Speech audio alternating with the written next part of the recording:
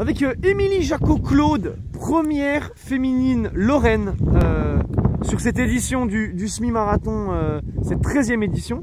Émilie, contente, je présume? Carrément. Et comme tu l'as dit sur les derniers mètres, j'aurais peut-être aimé accrocher le moins de 1h18, mais on va pas se mentir, c'est quand même super.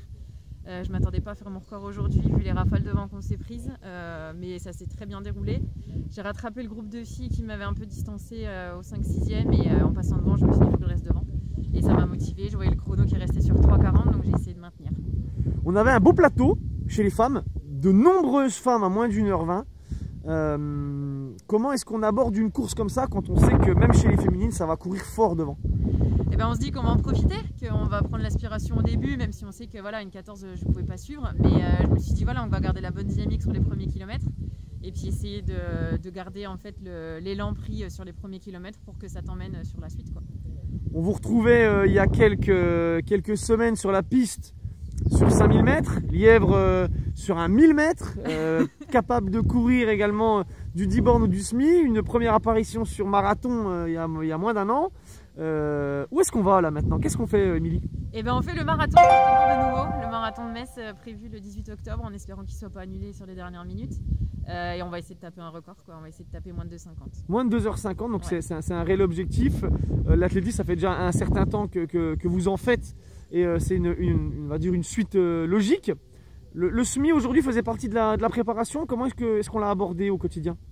Et ben moi je l'ai abordé comme une préparation, mais en même temps je me suis dit il faut que j'essaie de viser mon record pour que ce soit justement une préparation efficace pour le marathon, parce que le but quand tu veux faire moins de 2h50 c'est quand même de se faire un peu mal et du coup le semi ça me sert d'étalonnage on va dire pour le marathon. Alors vous l'avez dit, on va au marathon de Metz s'il a lieu. Oui. Le semi-marathon on y va s'il a lieu, beaucoup d'incertitudes. Je pense à une grosse satisfaction aujourd'hui d'avoir pu prendre le départ d'une course et d'épingler un dossard sur route.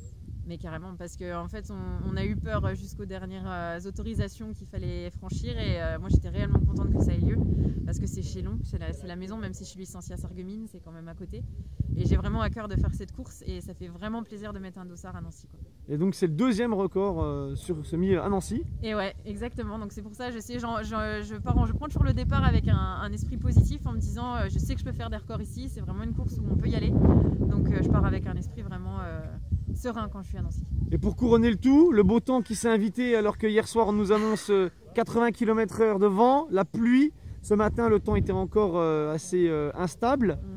Ça fait plaisir de courir sous le soleil, non? Mais carrément, le petit rayon de soleil au départ c'était genre allez-y, vous allez vous faire plaisir, beau rayon de soleil, on en a profité. Bon, le vent était quand même là, mais on peut dire qu'on est loin de la tempête qui était annoncée, donc c'est vraiment cool, quoi. Un rayon de soleil qui se lit également sur les visages, même avec les masques. Merci Émilie. Mais de rien.